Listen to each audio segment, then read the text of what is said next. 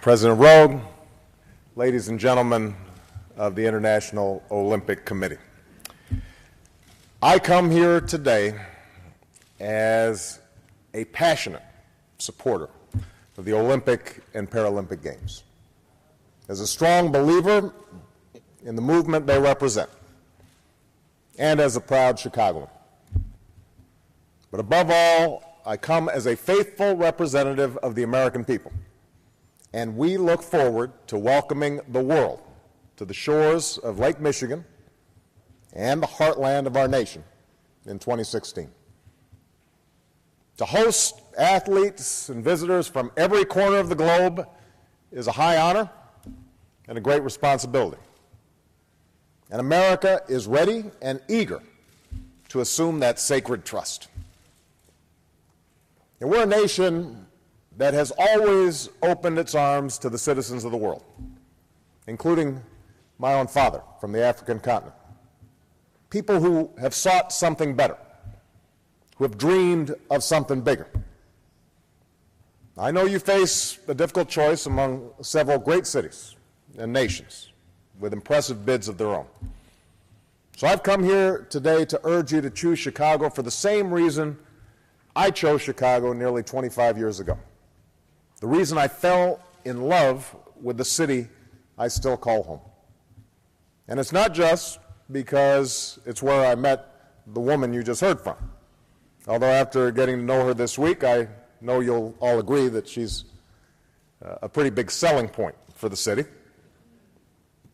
You see, growing up, my family moved around a lot. I was born in Hawaii. I lived in Indonesia for a time. I never really had roots in any one place or culture or ethnic group. And then I came to Chicago. And on those Chicago streets, I worked alongside men and women who were black and white, Latino and Asian, people of every class and nationality and religion. I came to discover that Chicago is that most American of American cities, but one where citizens from more than 130 nations inhabit a rich tapestry of distinctive neighborhoods. Each one of those neighborhoods, from Greektown to the Ukrainian Village, from Devon to Pilsen to Washington Park, has its own unique character, its own unique history, its songs, its language. But each is also part of our city, one city. A city where I finally found a home. Chicago is a place where we strive to celebrate what makes us different, just as we celebrate what we have in common. It's a place where our unity is on colorful display at so many festivals and parades, and especially sporting events, where perfect strangers become fast friends just because they're wearing the same jersey. It's a city that works.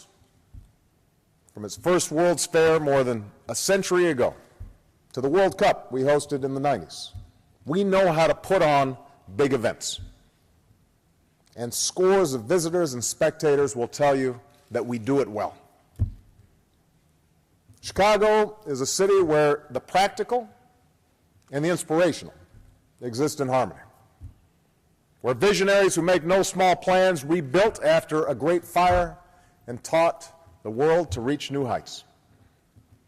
It's a bustling metropolis with the warmth of a small town, where the world already comes together every day to live and work and reach for a dream that no matter who we are, where we come from, no matter what we look like or what hand life has dealt us, with hard work and discipline and dedication, we can make it if we try. That's not just the American dream, that is the Olympic spirit. It's the essence of the Olympic spirit. And that's why we see so much of ourselves in these games. That's why we want them in Chicago.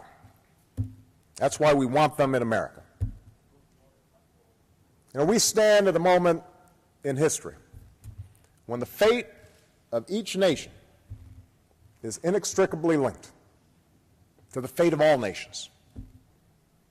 time of common challenges that require common effort. And I ran for president because I believe deeply that at this defining moment, the United States of America has a responsibility to help in that effort, to forge new partnerships with the nations and the peoples of the world. And no one expects the Games to solve all our collective challenges. But what we do believe, what each and every one of you believe, and what all of the Chicago delegation believes, is that in a world where we've all too often witnessed the darker aspects of our humanity, peaceful competition between nations represents what's best about our humanity. It brings us together, if only for a few weeks, face to face.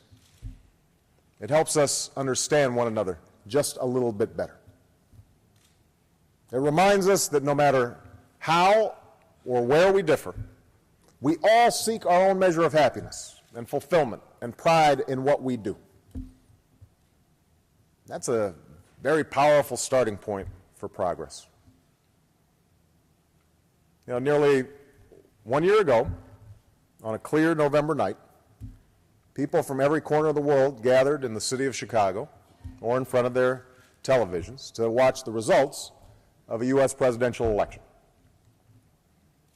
Their interest wasn't about me as an individual. Rather, it was rooted in the belief that America's experiment in democracy still speaks to a set of universal aspirations and ideals.